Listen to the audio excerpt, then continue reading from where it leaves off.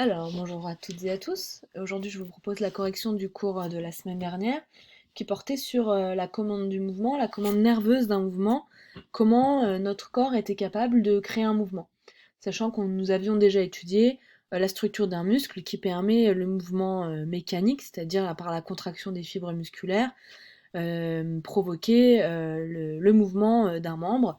Là, l'activité 3 portait sur les structures nerveuses qui intervenaient dans la commande de ce mouvement-là. Donc pour cela, vous aviez différents documents et deux consignes.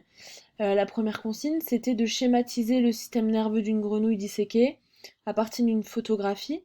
Donc la photographie, la voici, donc je vous proposerai pas de correction de dessin. Il suffisait sur votre dessin de faire figurer très simplement donc, les yeux que l'on voit ici, avec le cerveau qui est en arrière ici, donc qui va jusqu'ici.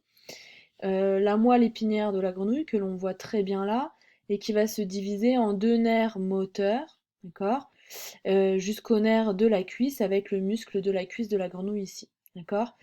Euh, les légendes que je vous demandais, c'était celles qui étaient dans cet encadré-là. Donc on voit bien le cerveau qui est ici, le nerf de la cuisse qui est ici, le nerf de la patte avant qui part ici, d'accord, ou ici, hein, c'est la même chose, c'est symétrique. Le nerf optique, c'est le nerf qui part derrière l'œil et qui va arriver au cerveau, on le voit très bien ici, ainsi qu'ici. Les yeux, je vous les ai déjà montrés, et la moelle épinière, structure qui apparaît très clairement ici. Donc le schéma a été très rapide à faire, hein, ne vous perdez pas dans les détails de cette dissection qui vous est présentée. L'idée était de montrer les structures principales qui interviennent dans la commande d'un mouvement. On le traduira ça en schéma fonctionnel à la fin de l'activité.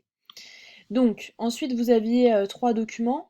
Le premier document qui vous présentait un sportif euh, qui, suite à un accident, a eu une rupture de la moelle épinière et il a perdu l'usage de ses jambes. Et donc on vous dit bien dans ce document-là que finalement, c'est pas parce qu'il a perdu l'usage de ses jambes qu'il a arrêté le sport. Il a suffi d'adapter ses pratiques. Donc on voit bien que si on a un accident qui porte une atteinte à notre moelle épinière, parfois il est possible d'adapter ses efforts physiques et de continuer le sport. On va voir comment et comment cela se fait qu'on perd l'usage de jambes parfois, parfois pas. Et donc cette réponse, elle est présentée dans les documents 3 et 4 ici. Donc dans le document 3, on vous présente une moelle épinière saine. Donc on voit bien ici la moelle épinière en vert clair, d'accord.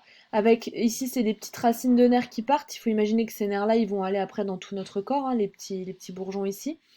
Et qu'on a les vertèbres osseuses ici, d'accord, qui vont protéger la moelle épinière. Ici c'est coupé, pour le dessin, on voit bien que la moelle épinière elle passe au milieu de la vertèbre, donc c'est protégé. Et il n'y a que les racines de nerfs qui vont en sortir. Et donc cette colonne vertébrale là va nous permettre de protéger notre moelle épinière. Et entre chaque vertèbre, on voit ici en bleu des disques intervertébraux. Ces disques-là, il faut imaginer que ce sont des petites suspensions pour permettre la souplesse de la colonne vertébrale et la protection aussi de la partie osseuse et de la partie nerveuse. D'accord. Donc les termes qui sont présentés ici sont importants. On vous dit que la moelle épinière et le cerveau sont des centres nerveux. Les centres nerveux vont pouvoir recevoir des messages, les traiter et surtout renvoyer de nouveaux messages. Donc ça va nous intéresser dans la commande du mouvement. Et elle permet la circulation des messages nerveux moteurs entre le cerveau et les membres inférieurs.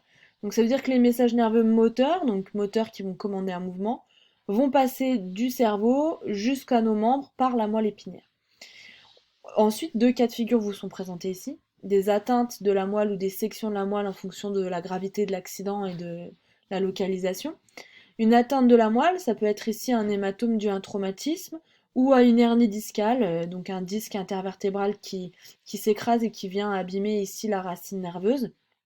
La moelle épinière est comprimée, c'est-à-dire qu'on va perdre des capacités fonctionnelles en dessous de la zone ici. Imaginez le cerveau est au-dessus, le message arrive, et vu que là on a moins de place pour faire passer les messages, hein, concrètement, bah, le message qui va partir en dessous va être altéré, va être moins bien passé ou va même plus passer du tout. Donc c'est les douleurs, souvent, qui en ressortent. Et parfois, voilà, pour les personnes qui ont des sciatiques un petit peu aggravées, ça peut être des pertes voilà, on peut plus lever la jambe autant qu'avant, notre muscle se contracte moins, etc. Et si malheureusement on subit une section de la moelle, donc liée à un fort accident, un fort traumatisme, la moelle se rompt. Donc on imagine bien que si on a une rupture ici, bah, le message va s'arrêter à l'endroit où c'est rompu. Et qu'on n'aura plus de fonction motrice en dessous, puisque le message a été coupé, carrément. D'accord? Donc en fonction de la hauteur de la rupture, on va avoir des tétraplégies, c'est-à-dire que si la rupture est assez haute, ça veut dire que plus aucun message moteur ne va pouvoir descendre le long de la colonne, et donc tous nos membres seront paralysés. Si on a une rupture qui est un peu plus basse, à partir de la 7e cervicale, donc c'est vraiment en bas des cervicales, on peut être paraplégique, c'est-à-dire que on va perdre des fonctions motrices des membres inférieurs, des jambes, du bassin, etc. Complètement ou incomplètement selon la hauteur de la lésion. Donc plus la rupture sera haute, plus on va perdre de capacité motrice puisque les messages moteurs ne pourront plus parcourir la moelle épinière. Et un autre exemple ici, si on lèse un nerf moteur, alors cette fois-ci pas au niveau de la moelle épinière, mais au niveau du nerf qui passe dans le bras, on doute bien que le message, s'il arrive d'ici, de la moelle épinière, si vous suivez ma souris, si on coupe ici, bah, le message ne passera plus après. Si c'était un message qui disait d'attraper quelque chose, de contracter les doigts, de replier les doigts, le message ne peut plus passer, il est coupé, d'accord? Et donc, on aura une perte des fonctions motrices de la main ou d'un pied, etc. Donc il faut imaginer que les nerfs, ce sont des canaux, des tuyaux qui font passer des informations. Si on coupe, si on écrase, si on empêche l'information de passer, bah, il n'y aura plus d'information ensuite. Un peu comme un tuyau d'arrosage qu'on plie ou qu'on écrase, l'eau ne sort plus au bout.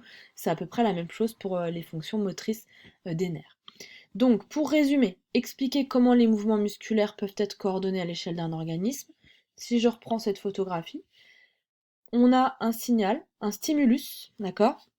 Un stimulus, ça peut être la vision d'un ballon qui arrive, ça peut être une main qui est posée sur une plaque qui est trop chauffante, etc., etc. Donc ça va être nos sens qui vont nous guider. Le stimulus sensoriel va être interprété par le cerveau, qui est un centre moteur, qui va transmettre une information concernant ce stimulus. Par exemple, si ma main est posée sur une plaque chauffante qui me brûle, le message va partir de ma main, arriver à mon cerveau très rapidement, et mon cerveau va très rapidement analyser le fait que si je laisse ma main sur la plaque, je vais me brûler. Donc il va faire redescendre très rapidement un message moteur par la moelle épinière et les nerfs moteurs en disant contracte vite tes muscles pour relever ton bras pour éviter que ta peau reste brûlée. D'accord? Donc on a bien l'intégration d'un message sensoriel et la réponse par un message moteur qui va parler aux organes effecteurs, donc nos muscles, pour créer un mouvement. Donc c'est ainsi que se crée le mouvement. Donc si on complète, donc c'est ce que je vous demandais de compléter ici. Donc un schéma fonctionnel, c'est un schéma avec des mots et des cases et des conséquences. Donc je vous donne la correction. Hop, la voici, vous pourrez mettre pause sur la vidéo. C'est exactement ce que je viens de vous décrire.